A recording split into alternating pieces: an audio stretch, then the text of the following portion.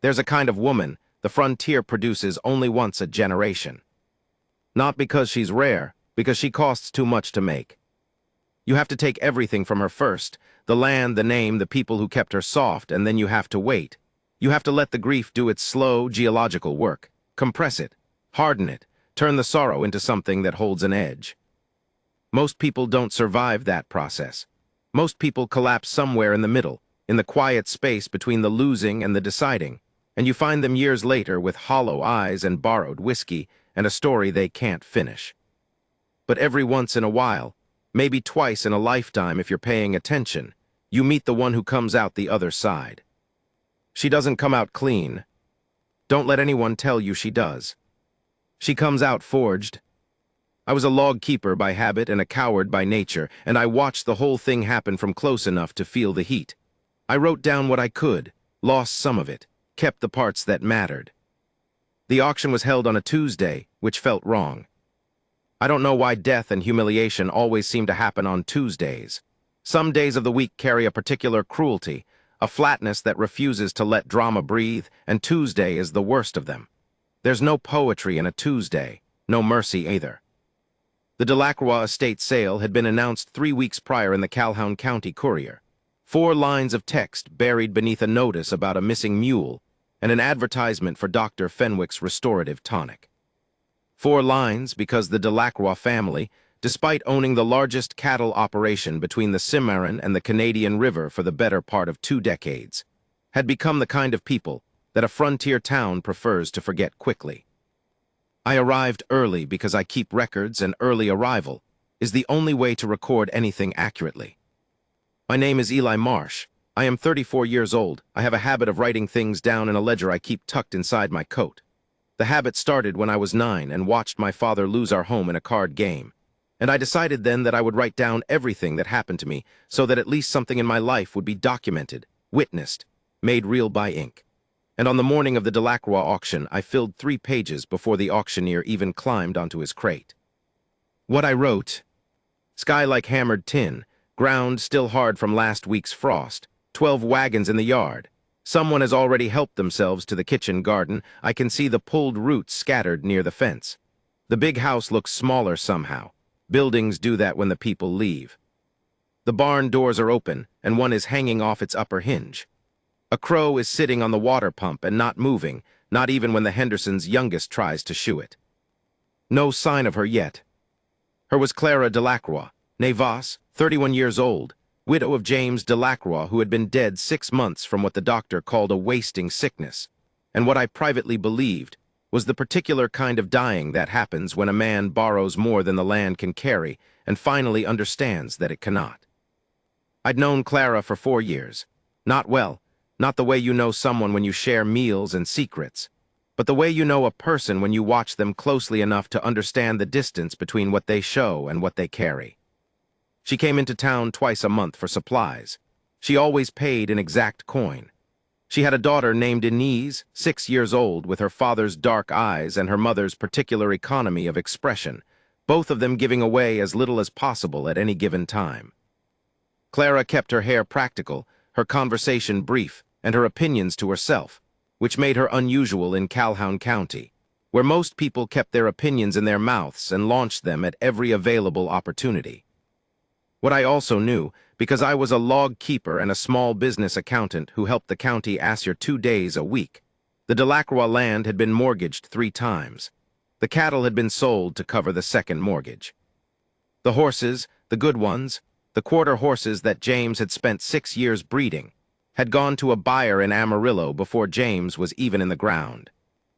The third mortgage, taken out by James in the final weeks of his clarity, had been offered by a man named Harlan Fitch, who operated a land speculation concern out of a 2-story office building on Main Street, and who had a reputation for patience that I had come to understand was not patience at all, but a particular kind of predatory stillness, the way a wolf doesn't pace before a trap springs because pacing wastes energy. Fitch arrived at the auction at 9:30 on a chestnut gelding that cost more than most men in the county made in a year.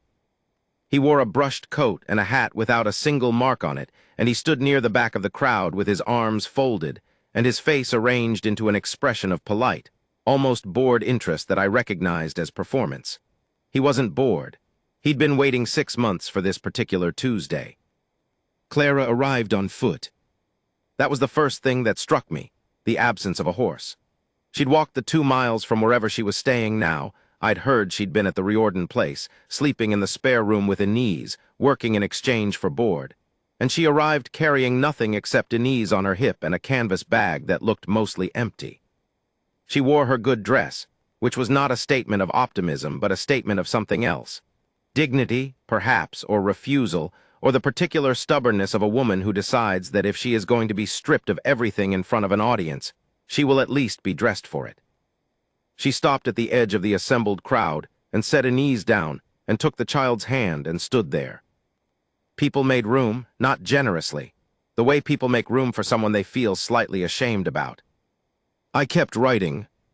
She's thinner than October. Something in her face has changed since James died, the set of her jaw, maybe. She used to look like a woman who was managing. Now she looks like a woman who has already managed and come through the other side of it into something harder to name. The child is holding a carved wooden horse. Someone has painted it brown. Inez won't look at the crowd. Smart girl. The auction began with the furniture. The big oak table that I'd seen through the Delacroix window from the road. The one with the 6 chairs that never quite matched but had clearly been collected over years with some intention, went for $4 to a man from 2 counties over who didn't know the history and therefore didn't feel guilty about it. The sideboard went for $2.50. The iron stove went for $6, which was low, but the weather had broken warm and nobody was thinking about winter yet. Clara watched all of it with her hands folded in front of her, and her face absolutely still. The livestock came next, 3 milk cows, some chickens. A sway-backed mule that went for exactly what it was worth, which wasn't much. Then the tools. A set of blacksmithing equipment. James had kept a small forge on the property, nothing professional, but serviceable. Went for $11 to a rancher named Toomey who needed to stop sending to Delbert's smithy in town for every small repair. Then came the announcement that I had been waiting for in a specific and somewhat shameful way. Shameful because I had known it was coming and had not warned Clara, because I hadn't known how to begin that conversation and had chosen silence instead, which is the particular cowardice of people who document things rather than intervene in them. Lot 47, the auctioneer said, consulting his list. 1 term of indenture, 18 months remaining for one Wesley Cade, gunsmith, licensed and registered, currently held under contract to the Delacroix estate per the agreement of November of last year. Terms transferable upon sale. There was a murmur. I had not known, until I began reviewing the county records 2 weeks prior, that James Delacroix had purchased an indenture contract. The practice was not common by 1887, but it was not illegal, an arrangement between a man with a debt and a man with a skill, witnessed and registered, binding the laborer to the creditor's household or business for a set term in exchange for the clearing of the original obligation. Wesley Cade was 38 years old, originally from Tennessee, had operated a gunsmith shop in Dodge City for 4 years before a fire took everything he had. Shop, tools, 4 years of inventory, and had accepted James Delacroix's offer of cleared debt and room and board in exchange for 18 months of exclusive service and a shop set up in the Delacroix barn. 3 months in, James had died. Wesley Cade came out of the barn now, and I saw him for the first time. He was a big man, not tall, but wide through the shoulders in the way of someone who has spent years over a forge, the kind of width that isn't vanity but function. He had a dark beard going gray at the edges, and a burn scar on his right forearm that he made no effort to cover, and he walked with a slight list to the left that I later learned was from a broken hip improperly set 2 years prior. He came out of the barn and stood next to the auctioneer, and looked at the crowd with an expression that was not quite humiliation, but was close enough to it that I felt uncomfortable looking directly at it, and looked at my ledger instead. The bidding opened at $15. It was a complicated transaction. What you were buying was not the man but the contract, and with it his labor and his skill for the remaining 18 months. His tools came with him. The shop in the barn was built in, and therefore part of the property, which meant the new buyer of the contract would need their own arrangement for where Cade worked. But his hands and his knowledge transferred clean. Fitch bid 20. 2 other men bid. A rancher outside of town who I knew had been having trouble with his equipment, and a man I didn't recognize who kept touching his hat brim in a way that suggested nervousness. They fell off at 35 and 40 respectively. Fitch bid 45 with no change in his expression. And then Clara Delacroix said, 50. The crowd turned. I stopped writing, which I almost never do. Clara had let go of Anise's hand. The child had found something interesting near the fence post and wandered 3 feet, which children do, and she was looking at the auctioneer with an expression I had not seen on her face before. Not anger, not desperation, something older than both. Ma'am, the auctioneer said carefully, I need to confirm you have the funds available. I said $50. There was a pause that contained about 14 different things I could not write down fast enough. Fitch looked at her. Something moved behind his eyes, not quite surprise, not quite respect, something that hadn't decided yet what it was going to become. 55, he said. 60, Clara said. She hadn't moved. She was standing the same way she'd been standing when she arrived, hands now uncrossed at her sides, very still. But something had changed in the geometry of her, in the way she was occupying the space she stood in. She'd taken up more of it without moving an inch. 70, Fitch said, and now there was an edge in it. Not quite irritation, but the sound a patient man makes when his patience is being tested by something he didn't account for. 80, Clara said. I will go to 100, Fitch said, and save us both the exercise. 80, Clara said again, looking at the auctioneer and not at Fitch. That is my bid, $80. The rancher next to me leaned toward his companion and said something low. The auctioneer looked at Fitch. Fitch looked at Clara.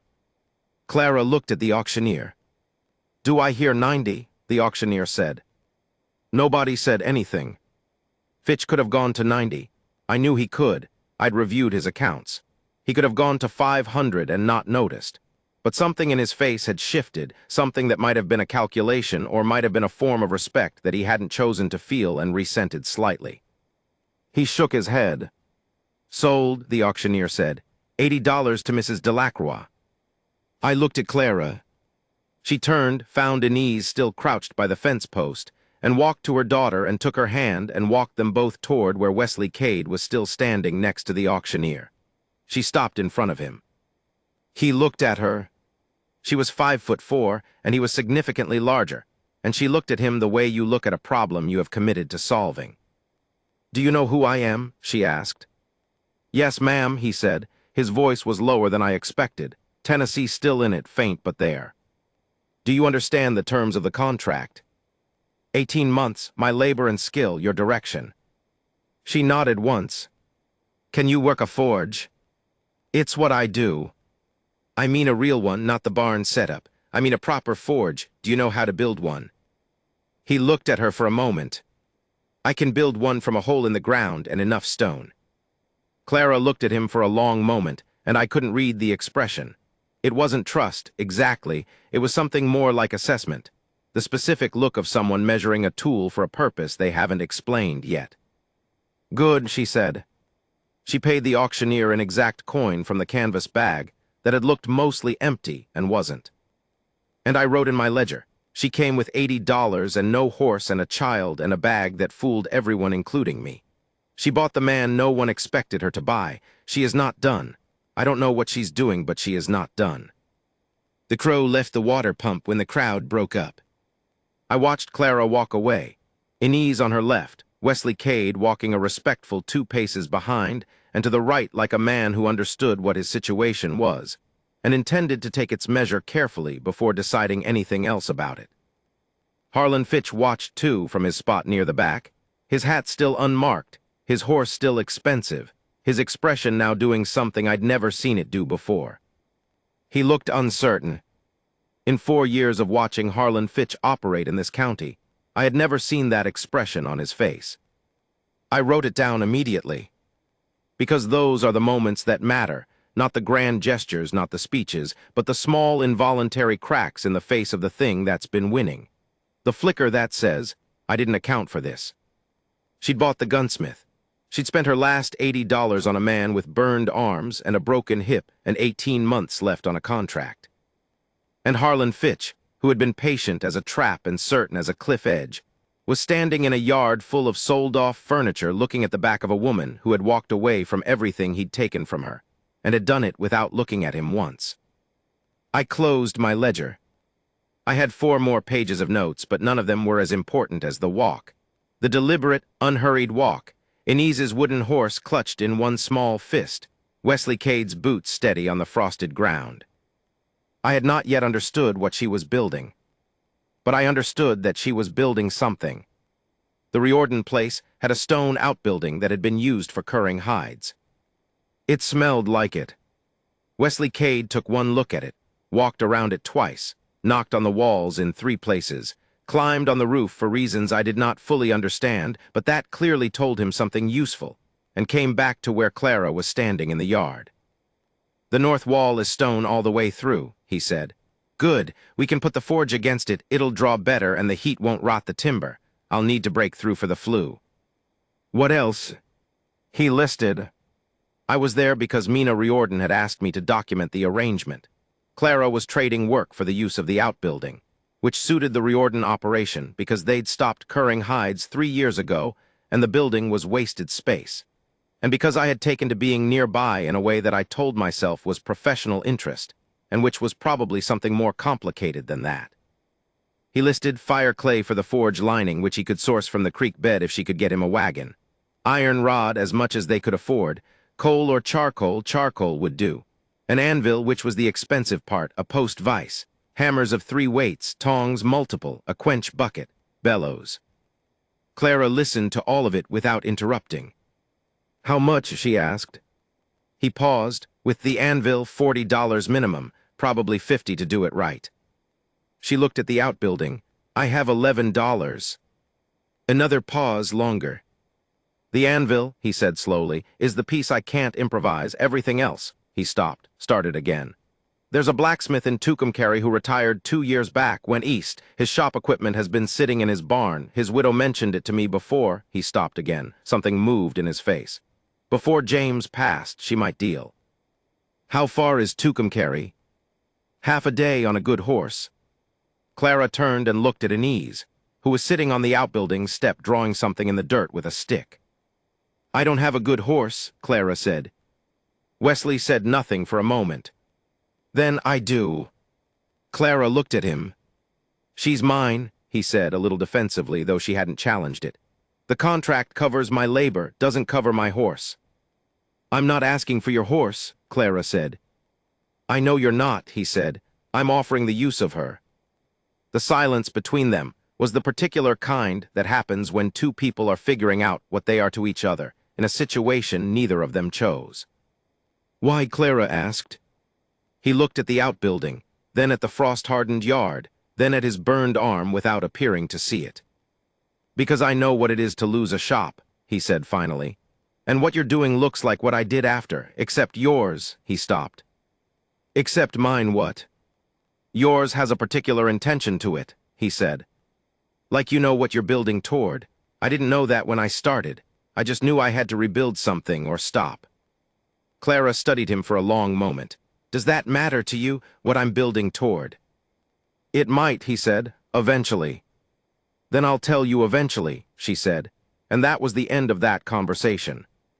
I wrote it down as close to verbatim as I could, and then I went home and read it back and still wasn't entirely sure what I'd witnessed. The widow in Tucumcari sold them the anvil, a 200-pound London pattern, old but well-kept, for $6 and a promise to come back and help her reset the fence line in spring, which was a promise Clara made with the seriousness of a contract, so I wrote it down as a contract. They came back with the anvil on a borrowed flat wagon, and Wesley spent the better part of 2 days building the forge from clay and stone and iron rod, in a way that I can only describe as deliberately, with the focused patience of someone who has done this before and knows that hurrying a forge foundation is the kind of mistake you pay for later. On the 3rd morning, he lit the first fire. I was there because Mina Riordan had coffee on, and I had no shame about that. The fire took slow, green charcoal, and Wesley worked the bellows in a rhythm that seemed almost meditative, and Inese sat on an upturned crate and watched the coals go from black to red to orange, to the particular yellow-white that means the fire is ready to work. And her face as she watched it was the most purely attentive expression I'd seen on a child in a long time.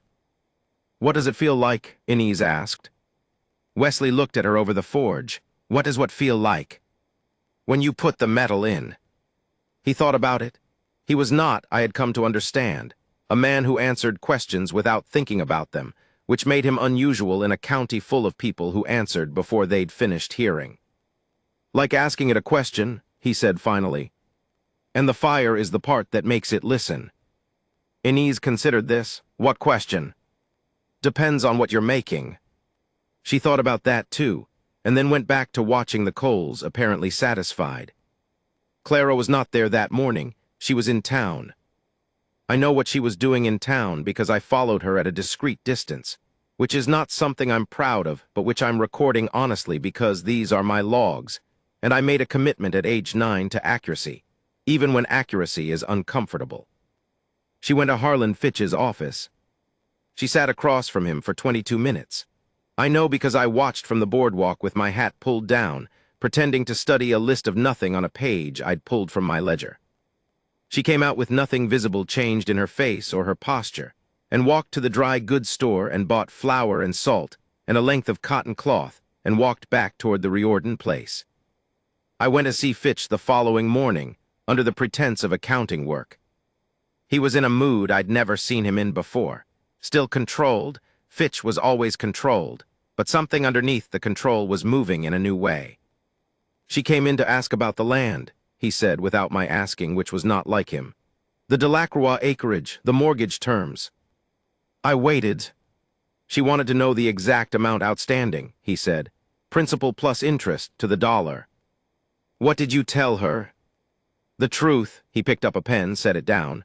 $462. Plus the outstanding fee structure. I did not write anything down in front of him, because writing in front of Fitch always put him on guard. But I committed the number to memory with the deliberateness of someone who understands that numbers like that have weight. $462.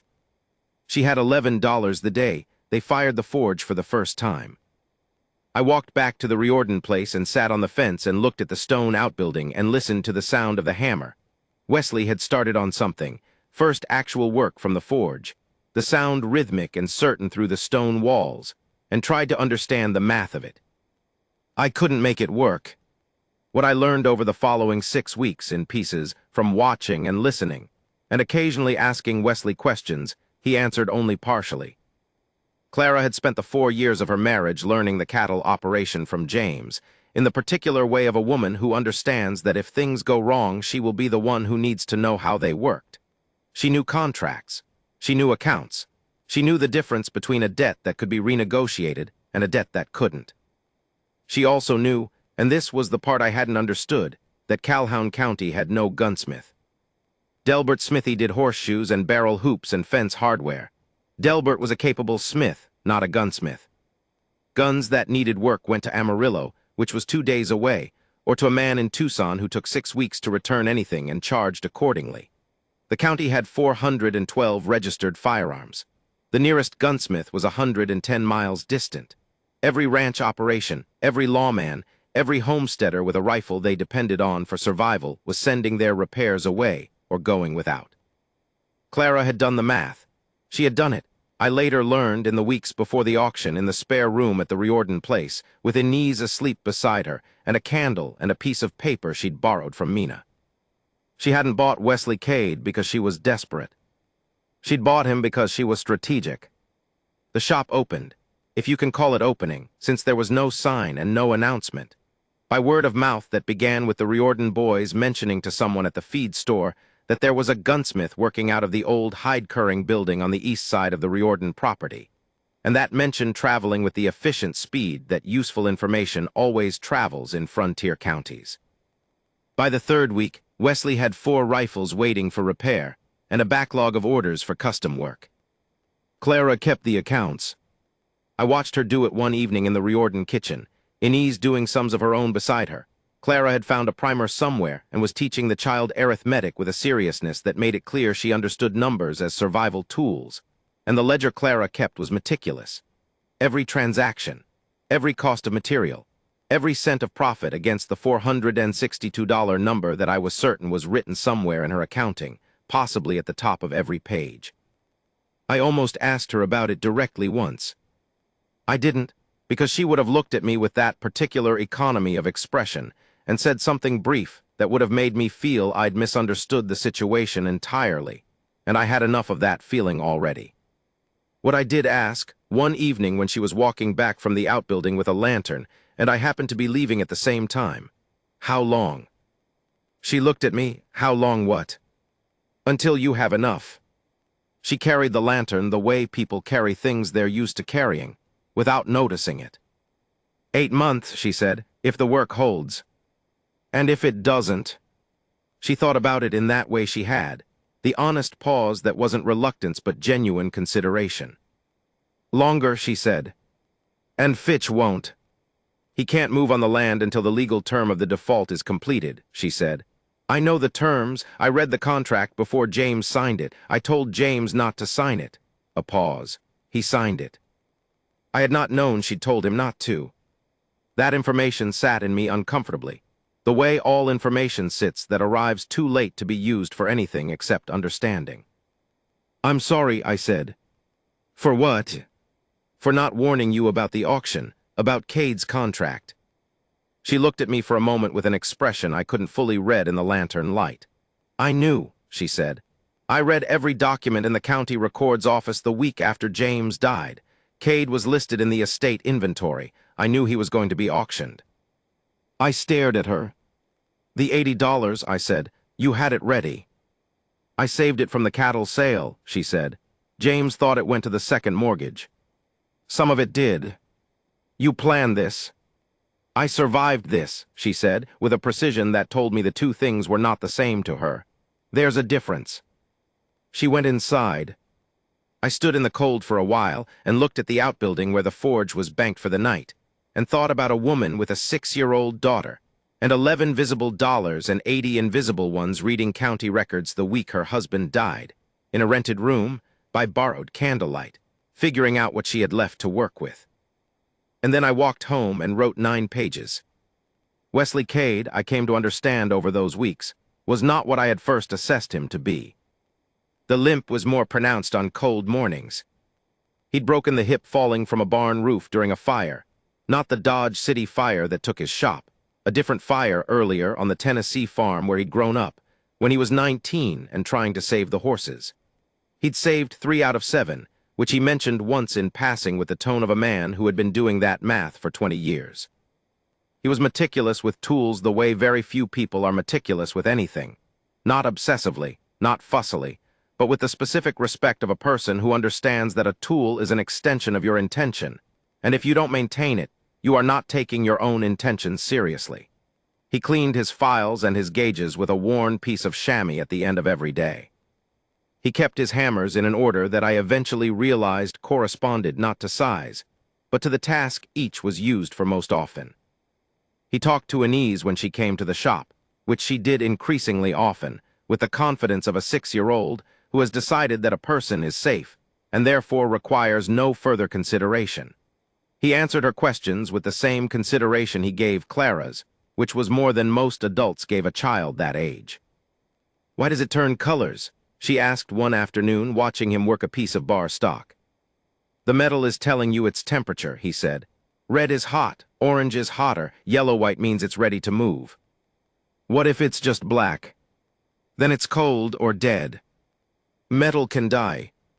He thought about it. It can get brittle. Work it wrong and it'll break instead of bend. You have to learn to read it. He held the bar up toward the forge light. This one wants to be bent right now. You can feel it if you're holding it right. It gets a sort of, he paused. It gives a little in a way cold metal won't. Anise nodded seriously, as though this were important information she intended to use.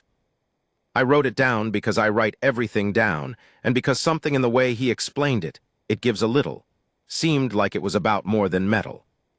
The trouble came in the 5th week.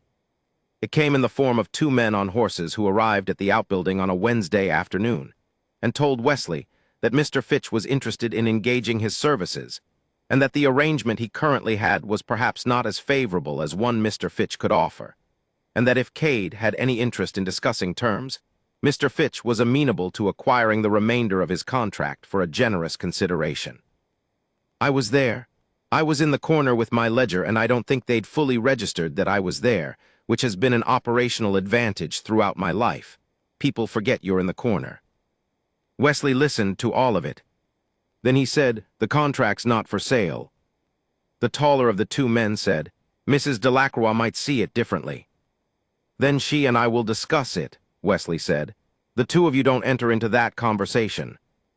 The shorter man looked around the shop with the specific look of someone cataloging it for a purpose. "Nice setup," he said. "It works," Wesley said. "Be a shame if something happened to the flue," the short man said. "Stone work like that, it can crack in the cold, you never know." Wesley looked at him for a long moment. He was holding a hammer, not raising it, not positioning it, just holding it in his right hand the way he always held a hammer when he was thinking.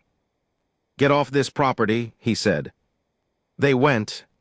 Not quickly. They took their time about it in the specific way of men who want you to understand they're choosing to leave rather than being made to. But they went. Wesley set the hammer down on the anvil and stood there for a moment with his back to me. "Did you write that down?" he asked. "Yes," I said. "Good." He picked up the piece he'd been working on and put it back in the fire. "Should I tell Clara?" I asked. "She already knows," he said.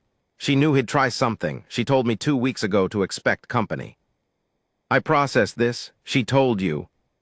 Said Fitch wasn't going to sit still while the numbers moved the wrong way for him. He worked the bellows.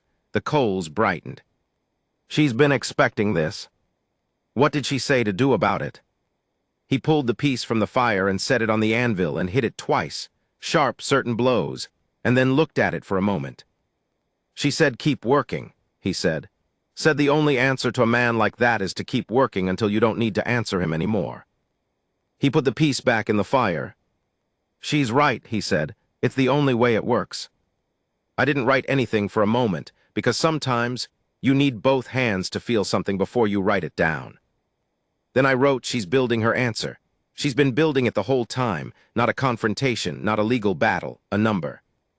$462, assembled from rifle repairs and custom orders, and one anvil bought for $6 from a widow in Tucumcari. She's going to walk into Fitch's office with the whole amount in exact coin, and she's going to set it on his desk, and that is going to be the end of that. I think, I'm not entirely sure, but I think. The night before Clara had enough, she didn't sleep. I know this because Mina Riordan told me the following morning that she'd heard Clara moving through the house in the small hours, and that when Mina had come to the kitchen at 4 in the morning, Mina was an early riser by the particular insomnia of the rancher's wife. She'd found Clara sitting at the kitchen table with the ledger open, and a cup of cold coffee she clearly hadn't drunk, and Inese's carved wooden horse sitting beside the ledger, which Clara had not brought there herself. Meaning Inese had brought it, and Clara had not moved it. Mina had made fresh coffee and sat down across from her, and not asked any questions, which was one of the things about Mina Riordan I had always respected. Clara had said, after a while, "Is it foolish to be afraid of something you've already survived?" Mina had said, "What do you mean?" "I mean losing it again, the land. If I get it back and then something else." She'd stopped. Mina had said, "That's not fear of losing it again. That's learning what loss costs. They're not the same thing." Clara had been quiet. "The cost is different now," Mina had said. "Before it came from outside, now you'd be the one deciding." I wasn't there, so this is Mina's account, which I've recorded as Mina's account rather than fact, though I have no reason to doubt it. What I do know as fact, because I was present for it, is what happened at the forge that morning. Clara went to the shop at first light, which was unusual. She typically arrived mid-morning, after Inese was settled. She arrived before Wesley was fully set up, which meant she caught him in the particular unguardedness of early morning, before the day's work had settled over him. He looked up from where he was setting out his tools and saw her face and stopped. "Today," he said. "Today," she said. He nodded slowly. "How much?" $468. A pause. "The $6 extra is so I don't have to ask for change." He looked at her for a moment. Something in his expression, not quite tender, not quite proud, something that had been building over 8 months of shared work and parallel purpose, shifted into something more undefended than I'd seen from him. "Clara," he said, and then stopped, as if he'd started a sentence and lost confidence in where it was going. She looked at him steadily. "When this is done," he said carefully, "when you have the land back, what are you going to do with it?" She considered this question with the seriousness she gave all questions. "Build a proper shop," she said. "On the property, permanent structure, not a hide barn." He looked at his anvil, his organized hammers, his worn chamois. "And the contract?" 7 months left," she said. After 7 months, she said, "I would want to discuss a different arrangement." He looked at her again. That undefended thing in his expression held its ground. "What kind of arrangement?" "A fair one," she said. "Partnership if you want it. The land and the work together. Inez needs," she stopped, started more carefully. "Inez would benefit from knowing someone was staying." "I'm not going anywhere," he said.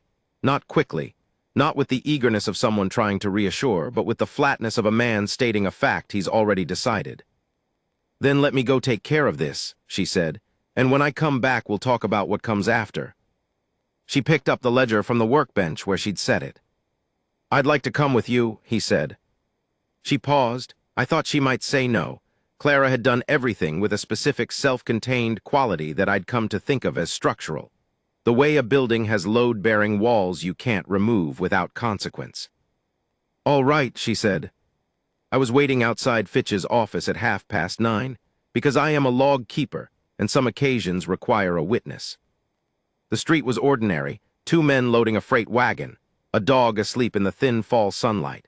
The office of Fitch's land speculation concern had a painted sign above the door, H. Fitch and Associates, Land and Investment, that always struck me as slightly too confident, the way signs are when they're compensating for something. Clara arrived with Wesley 2 paces behind and to the right, which was where he always walked. I had stopped reading it as deference and started reading it as something closer to alignment. 2 people who had calibrated the distance between them with the precision of people who work in close quarters and have learned each other's movements. She stopped in front of the door, looked at it.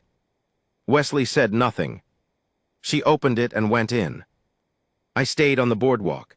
I am a log keeper, not a participant, and there are some moments that the log keeper has to watch from outside or the whole thing collapses into my perspective rather than the one that matters. What I knew of the inside of Fitch's office. A large desk, a good chair, a window that faced Main Street and let in the light in a way that was probably calculated, a series of land maps pinned to the east wall, a brass paperweight that I had always thought was Fitch's way of telling visitors that his desk could break a hand if it came to that. What happened inside I reconstructed from 3 sources. Clara's account, which she gave me 3 days later in pieces when I asked directly. Wesley's account, which was briefer and less focused on the emotional register and more focused on the sequence of events. And the account of Fitch's clerk, a young man named Simmons who had been present and who told me what he'd observed over a glass of beer the following week with the slightly dazed quality of someone who has witnessed something they're still processing. What Simmons said. She put the money on the desk, not all at once. She counted it out, every bill, every coin, took about 4 minutes. Fitch didn't move. She counted it out and she said the amount, and she said she was paying the mortgage in full, principal, and all accumulated interest and fees, per the terms of the original contract that she named by date and registry number. What did Fitch do? Nothing for about, I don't know, long time. He looked at the money, he looked at her, he picked up the paperweight. Simmons stopped. He didn't do anything with it, just picked it up and set it back down. And then, he signed the release paper, had it already notarized and everything. Simmons said he'd seen him prepare it 3 days before, which I thought meant something, though I wasn't sure what, and he signed it and he slid it across the desk. Did he say anything? Simmons thought about it. He said, and this is exact, because I wrote it down right after, he said, "I want you to understand that I had nothing personal against you or your family." What did she say? She said, "I know." Simmons looked at his beer. She picked up the paper, she looked at it, she said, "I want you to understand something too." And Fitch said, "What's that?" And she said, he stopped. What did she say? She said, "This is the last time I will do business in a room where the advantage is yours." And she walked out. She came out of the office with the paper in her hand, and I was standing on the boardwalk, and I didn't have any words ready because I hadn't expected to be standing there when it happened. She stopped next to me and looked at the paper and then at the street. Wesley came out behind her and stood there. The dog that had been asleep in the sunlight stood up, shook itself, and wandered off. "Eli," Clara said without looking at me. "Yes." "Did you write it down?" "Most of it. I missed some of the inside." "I'll tell you the rest later." She folded the paper carefully along existing creases and put it inside her coat, against her chest. I wanted to say something appropriate. I wanted to have a sentence ready that would contain what I understood about what she'd done. Not just today, but across the 8 months of it. The $80 bid and the Tucumcari anvil and the cold coffee and the wooden horse and the accounting done by candlelight in a borrowed room the week after burying her husband. I didn't have the sentence. "The land," I said finally. "What do you need to do to get it? There must be county steps." "I know the steps," she said. "I've known them for 8 months." Of course she had. Wesley said quietly, "Are you all right?" She looked up at him. Something in her face, that geological hardness, that surface she'd built over the grief and the planning and the 8 months of forged smoke and accounts, gave a little. Not broke. Gave the way good metal gives when it's at the right temperature, not collapse, flexibility. "I don't know yet," she said, honestly, the same honest pause she always gave. "I'll know when we get back." We walked back. I say we because she didn't tell me not to walk with them, and at this point, I think I had become part of the furniture of their working arrangement, in the way of someone whose presence is tolerated because it has proven harmless. Inez was at the forge. She'd been left with Mina Riordan but had apparently migrated. She was sitting on her crate watching the banked coals, which wasn't dangerous because Wesley always banked them to a specific level, and the child knew not to touch anything without asking, a rule that had been explained to her with the same seriousness that Wesley explained tool use. She looked up when Clara came in. "Mama." "Yes." "Did you do the thing?" Clara looked at her daughter. "Yes." Inez looked at the banked coals for a moment, processing. "Are we going home?" she asked. And Clara, I watched this happen. I watched her absorb that sentence, "Are we going home?" with the specific weight of a child who has been calling a borrowed room home for 8 months and still knows the difference. Clara crouched down in front of Inez and took the child's face in both hands and held it carefully. She didn't say anything for a long moment. "Then we're going home." Inez nodded, then she looked at Wesley. "Is he coming?" she asked. Wesley was standing in the doorway with his hands in his pockets, and his face did the thing it had been doing more often in recent months. That unguarded expression, the one he'd tried to reel back in the first weeks and had gradually stopped bothering to reel back. Clara looked at Inez and then at Wesley and then back at Inez. "Eventually," she said. "How eventually?" "Inez, I'm asking." Clara almost smiled. It wasn't quite a smile. It was the near approach of one, the same way the metal near glows before it fully lights, that threshold moment. 7 months, she said, give or take. Inez considered this with the grave arithmetic of a 6-year-old. "Okay," she said, and picked up her wooden horse and walked out of the forge toward the main house as though the matter were settled, which in her mind I suppose it was. I stayed a few more minutes, which neither of them asked me to, and neither of them objected to. Wesley lit the forge, properly work fire, not banked warmth, with the deliberateness he brought to everything. The coals caught. The color moved through its progression, red to orange, orange to that particular yellow-white. Clara stood next to him and watched it. "What are you making today?" I asked, because I had a log to keep and details like that matter to logs. Wesley picked up a length of bar stock, looked at it, set the end in the coals. "Gate hardware," he said. "For the land, she'll need a proper gate if she's going to close the property again." I wrote that down. I looked at Clara. She was watching the fire do its slow and certain work, her hands at her sides, the deed inside her coat against her sternum. Her face was the face she'd been building toward for 8 months, not the careful blankness of the auction, not the meticulous controlled distance of the accounts, but something more like land after rain. something that had been hard for a long time and was beginning very slowly to receive. I thought about Fitch. He'd signed the paper. He'd had it notarized 3 days before, which told me he'd done his own accounting and known it was coming, had seen the numbers moving in the wrong direction for him, and had done the dignified thing, which I would not have predicted of him, but which I found I could respect slightly. The frontier takes different forms in different people. Fitch's was land and capital.